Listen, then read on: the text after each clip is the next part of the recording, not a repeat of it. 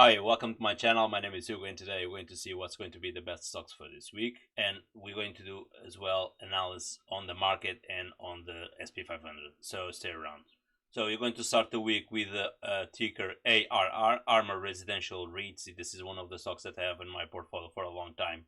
They were around 11% of dividend yield, but now they are 17% of dividend yield. They went quite low in the past month, as you can see in the graph, but this is one of the stocks that I still remain. I don't have more than 5% of my entire portfolio in one of the stocks, and this is one of those that I don't have more. It's around 2%, 2.5%, and the good thing about this stock is they pay monthly. They are undervalued in 0.73%. Is not the best undervalued that we have at the moment. Meaning that the price that it is at the moment is the price that almost close to the fair value. Although there are other factors here on this stock that may be a good consideration. First of all, they went down quite a lot. They are only undervalued 0.73%, but we have here a really good future growth of 112%. Having consideration here, the past performance was minus 23.9%. But the future growth is estimation, it's 112%, which is a lot. Since the ex-dividend date is going to be on the 14th of July, we still have time to buy it. So if you buy today, you're going to receive the dividends for the next month. The financial health, it's a 5 of 6, meaning that they fail on the reducing debt. It's the only thing that is here. But all long-term, short-term liabilities, they are quite strong, and they have around, in terms of assets, around 36 billion, and in terms of liabilities, around 46 billion. It's quite of a big difference, but the rest of all the financial indicators seems to be fine. In terms of the market sentiment, we have a hold, and as I mentioned before, the future growth is 112%, which is quite a lot. And since this is a REIT, when we are in crisis, usually the REITs maintain their value and won't lose, and they keep paying the dividends. Let's see what's going to happen with ARR, because they may do an adjustment in terms of the dividend yield. 70% is quite high to pay. They may reduce this dividend yield, but let's see what's going to happen on the next quarter, and if you're going to get in crisis or not. Anyway, but that's a different story. The next ticker, it's ABBV. It's one of the tickers as well that I have on my portfolio. In terms of pharmaceutical, I do also have GlaxoSmithKline.L, the British stock. They pay dividend yield of 3.71%, although they don't pay more than 5% or not even 4%, but I decided to put it here because it's one of the stocks that you may be interesting if you don't have anything in biotechnology. This may be a quite interesting stock for this week, since they pay quarterly, January, April, July, and October. They are undervalued in 55.4%, which is a really good indicator. The ex-dividend date is going to be on the 14th of July. We do still have time. And in terms of financial health, we have a score of 5 of 6. It's the same thing happened with ARR. They also have a high reducing debt. They are not quite reducing the debt at the moment. In terms of the market sentiment, we have a buy, and the future growth is 0.7%. This is the only thing that pushed me a little bit back in terms of the stock. It's the future growth estimation, which is going to be negative. But this is normal because we start to have less cases in COVID. They're not selling so many pharmaceuticals, and that's a normal that the future growth is going to go back. In terms of the past performance was 9%, quite positive due to the COVID. So once again, they are still undervalued 55.5%. I think we'll cover completely the future growth being negative, because it's just 0.7%. And I think they are still a good stock, although the dividend yield is only 3.71%. Again, I just want to mention this stock in this week because it's one of the stocks that I have on my portfolio as well for a long time. And final but not least, we have the ticker FL, Footlocker. It's one of the tickers that we have with the highest dividend yield. Well, I'm taking out of equation the ARR because they pay monthly, and this is a quarterly payment. this ticker went down a lot during the past. The dividend yield increased to a 6.26. I do remember in the past, last quarter, the ticker was around 4 point something. I think it did not even reach the 5%, but this is due to the stock went down. They pay quarterly, January, April, July, and October, and they are undervalued in 66.2%, which is quite interesting valuation. In terms of the ex-dividend date, we have the 14th of July, so we have still plenty of time to buy this one. And the financial health, we have a score of 4 of 6. I think it's not 4, it's 5, because the two only things that they fail, it's the debt reduction and also the short-term liabilities, where in terms of assets they have around 2.1 billion, in terms of liabilities 1.8 billion. So they have 1.5 billion, sorry.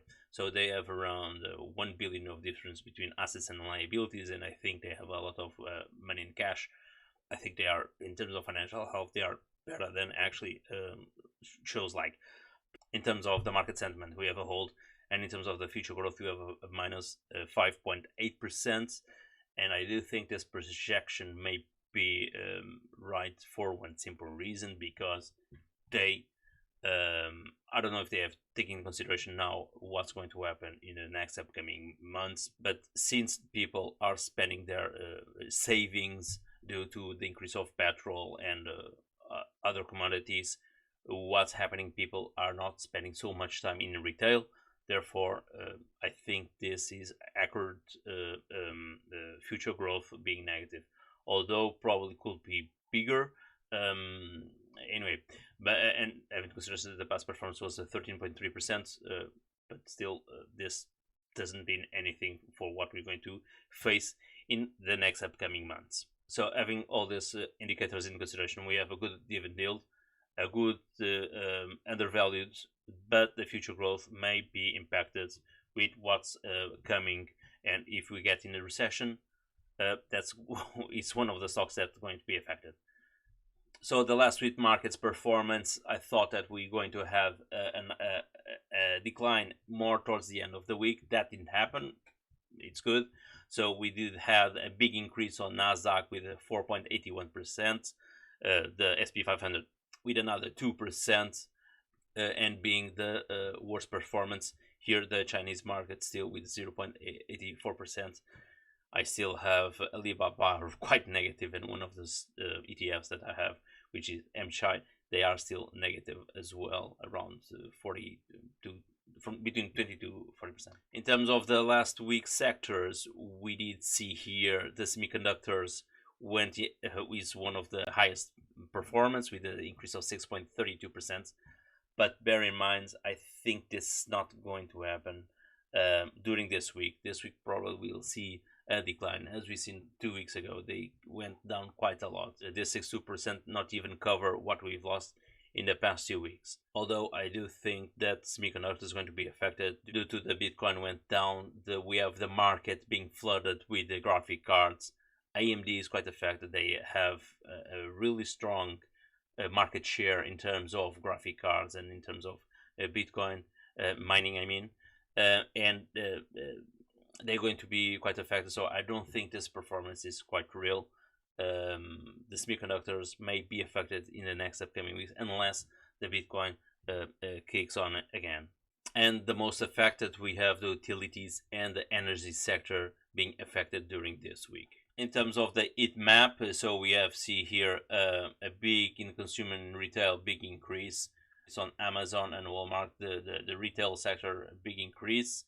Actually, everything is all green all over, except the energy sector with Chevron and ExxonMobil being quite affected, with the increase on Apple around 8%, Nvidia 6%. So this was what I was talking before.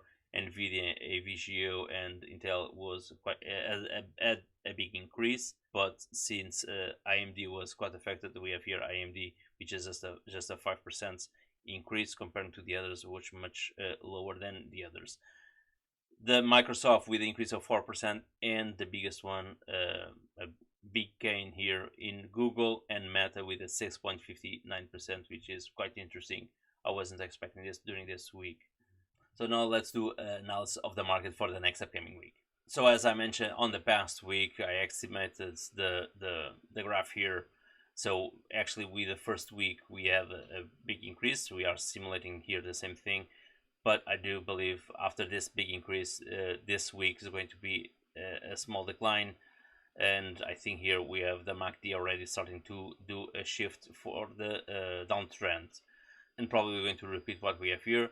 We're still in the bearish market trend, unless this changed completely and we reached here the support and we have a breakout. But until then, I doubt that this is going to be another upcoming weeks. We're probably going to reach the 3,500 until we go for an uptrend and start to go into a bull market. In terms of the Bitcoin, as the SPX500, we are following exactly the same trend as we see here. The MACD is exactly on the same trend. Therefore, we had a big increase, and now as we see here, as I mentioned, we are going to see a new decline. Probably going to start to create here some consolidation around the 20,000, and then I hope we reach this point around the 31,000 soon. But not going to be this upcoming week. So this upcoming week we're going to have a negative trend as we had here. So probably we're going to float around here. This fails until the end of August, maybe of September, and then we probably have a spike more towards the end of the year. So this is my estimation for the next upcoming week. So be careful because we're going to see a downtrend now. Okay, guys, I hope you enjoyed this week tips. Don't forget to hit the subscribe button and the like. If you want to leave some comments, please do so. I'll try to respond as soon as I can. I'm not going to be on the next upcoming week. So the next upcoming weeks, I'm going to be offline. I'm going to be on holidays. So I hope to see you in the next 2 weeks. So once again, guys, thank you. Cheers and have a nice one.